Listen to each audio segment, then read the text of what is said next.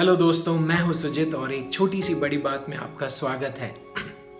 आज हम देखेंगे कि हमारे मुंह के वचनों में काफी सामर्थ है।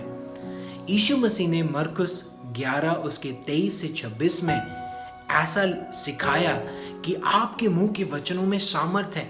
यदि आप विश्वास करें और इस पहाड़ को कहें कि यहाँ से उखड़ जा और समुद्र में जाकर गिर पड़, तो वैसा ही हो जाएगा।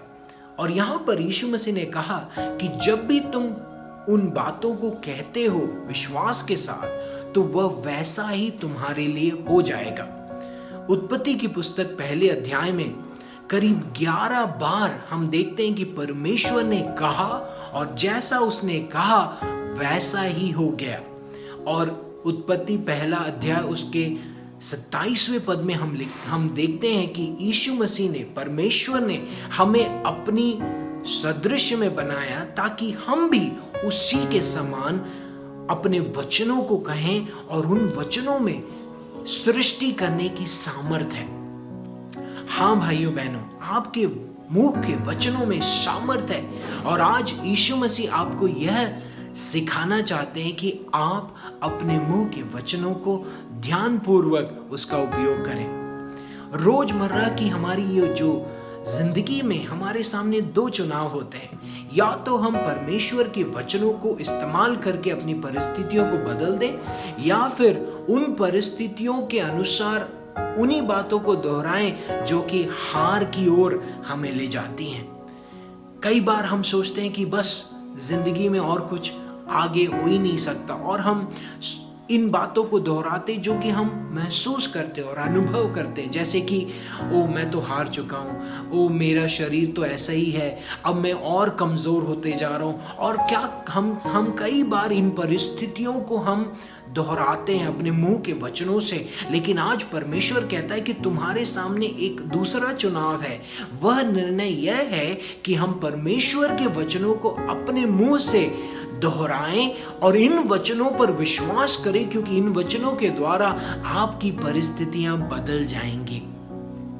इसलिए नीति वचन उसके 18वें अध्याय उसके 21वें पद में लिखा है, जीवन और मृत्यु की जो सामर्थ्य आपके जीभ में है, और यदि हम इसको अच्छी रीति से इसका उपयोग करना जानते हैं तो हम इसका फल जरूर खाएंगे। परमेश्वर का वचन कहता है, इसलिए हमारे लिए जरूरी है कि हम परमेश्वर के वचनों को अपने वचन बनाएं और उन वचनों को विश्वास के साथ घोषणा करें, ताकि हमारे जीवन में जो विपरीत परिस्थितियां हैं बदल जाएं और परमेश्वर की महिमा को हम होते हुए देख सकें। इब्रानियों की पुस्तक उसके 11वें अध्याय उसके 3वें पद में और इब्रानी की पुस्तक उसके पहले अध्याय उसके 3रे पद में इस प्रकार से लिखा है, परमेश्वर के वचन के द्वारा परमेश्वर ने सृष्टि की रचना की और वह अपने वचन के द्वारा इस सृष्टि को संभालता है।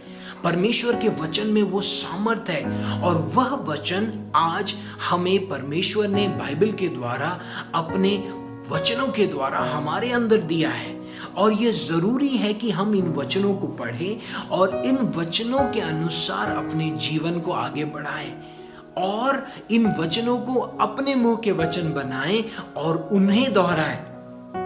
ये बहुत जरूरी है। इसलिए भजन संहिता लिखने वाला दाऊद कहता है, भजन संहिता 141 के 3रे पद में कि हे परमेश्वर, तू मेरे मुंह के ऊपर पहरेदारी कर या रखवाली कर, मेरे होठों की रखवाली कर, ताकि मेरे मुंह से कुछ भी गलत ना निकले, क्योंकि मुझे मालूम है कि मेरे मुंह के वचनों में वो सामर्थ है कि या तो वो जीवन को उत्पन्न कर सकती है या फिर मृत्यु को उत्पन्न कर सकती है।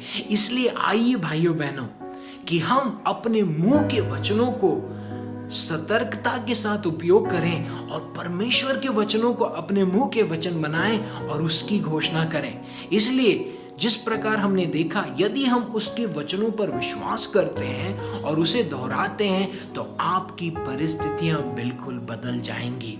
इसलिए परमेश्वर का वचन कहता है कि तुम परमेश्वर के वचनों को अपने मुंह में रखो और दोहराओ, तो यह पहाड़, जो मुश्किलें जो पहाड़ जैसी लगती हैं, जो रोग, जो संकट जो पहाड़ जैसा लगता है, जब आप अपने मुंह से परमेश्वर के वचन को दोहराते हुए घोषणा करेंगे, तो ये पहाड़ जैसी अड़चनें, मुश्किलें आपके सामने से हटकर समुद्र में जा गिर पड़ेंगी। वह परमेश्वर के वचन की सामर्थ है। इसलिए आइए आज हम अपनी परिस्थितियों से जो हमें निर्देश मिलते हैं उनको ना दोहराएं, परंतु परमेश्वर के वचनों को दोहराएं, जिससे हमारी परिस्थितियां बदल जाएं। यह सामर्थ परमेश्वर ने आपके मुंह में रखी है और यह सामर्थ परमेश्वर के वचन से हमारे मुंह में आती है। तो आइए हम जीवन की घोषणा करें, चंगाई की घोषणा करें, एक ऐसे सामर्थ की घोषणा करें जिससे हमारी परिस्थितियां बदल जाएं। और यह सामर्थ आज प्रभु आपको अपने वचनों के द्वारा देता है। इसलिए हम परमेश्वर के वचन पर मनन करें और उसके वचनों को अपने मुंह के वचन बना लें।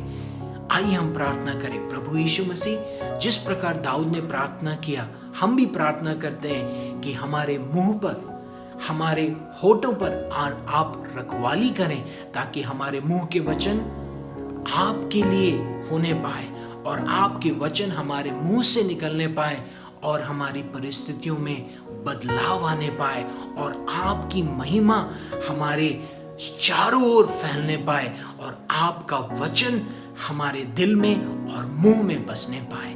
यीशु मसीह के नाम से आमीन। प्रभु आप सबको आशीषित करे।